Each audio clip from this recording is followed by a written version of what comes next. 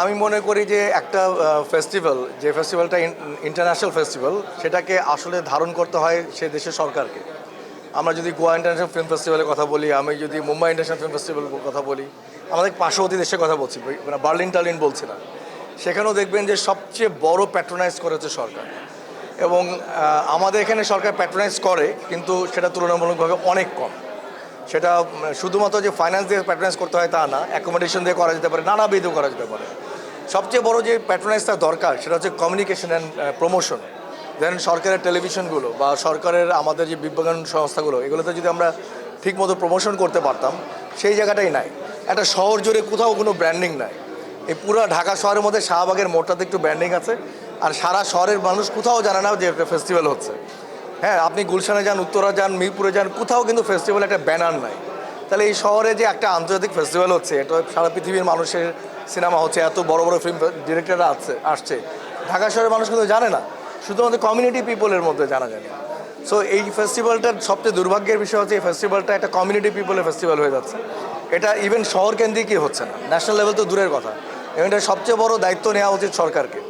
আমি আশা করি যে ভবিষ্যতের ফেস্টিভ্যালগুলোতে এই সরকার, যেই সরকারই থাকুক না কেন, তারা এই দায়িত্বটুকু গ্রহণ করবে। পরিবেশ বরাবরই একই রকম, মানে এখানকার পরিবেশ, মানে শোভন ভাইরা বা এই রেইনবো ফিল্ম সোসাইটি বা ঢাকা ইন্টারন্যাশনাল ফিল্ম ফেস্টিভ্যালে যা কর্তৃপক্ষ যারা করে, তারা তাদের সাধ্যমতো এক বছরে এত বড় একটা যে কাজ করে, এর থেকে বেশি তারা আর কী করতে পারে। কিন্তু এই পরিবেশ কি আন্তর্জাতিক ফিল্ম ফেস্টিভ্যালের পরিবেশ? আপনি যদি ইভেন আসামেও যে ইন্টারন্যাশনাল ফিল্ম ফেস্টিভ্যাল হয়, এখানেও যদি যান, তাহলে দেখবেন যে আসাম জুড়ে, মানে পুরো গুয়াহাটি জুড়ে একটা ব্র্যান্ডিং হয়। পরিবেশ মানে তো তাই যে একটা আনন্দ আসবে, ফেস্টিভ্যাল মানে তো একটা আনন্দ। আপনি পয়লা বৈশাখে যে আনন্দ পান, ফিল্ম ফেস্টিভ্যালে সে আনন্দ পান, কোথাও কোনো পরিবেশ নাই। এখানে এই শাহবাগ, ঢাকা ক্লাব আর শেরাটন, এর মাঝখানে আপনার শিল্পকলা, এর বাইরে এই ফেস্টিভ্যালে কোনো পরিবেশই নেই। তো এটা মানে পেপারে আসে আর এইটুকু হতে যাতায়াত। যারা ফিল্ম একান্তই খোঁজ খবর রাখে, তারা দেখতে আসে। মাস পিপল জানেও না এখানে কত বড় বড় ফিল্ম মেকে আসলো, চলে গেল। গত বছর বোধহয় মাঝে দিয়ে এসেছিলেন, কয়টা মানুষের সৌভাগ্য হয়েছে তার সাথে দেখা করার। তো এরকম এটা কোনো পরিবেশই হচ্ছে না। এইটাকে পরিবেশে পরিণত করতে হবে, সেই লড়াইটা আমি মনে করি যে মানে ঢাকা ইন্টারন্যাশনাল ফিল্ম ফেস্টিভ্যাল চালিয়ে যাচ্ছে, কিন্তু এটা সবাইকে নিয়ে করতে হবে। এটা মানুষকে আসতে হবে, সরকারকে আসতে হবে, সারা ঢাকা শহর ব্যাপী এটা প্রমোশন হতে হবে। এইভাবে তো এটা পরিবেশ হয় না।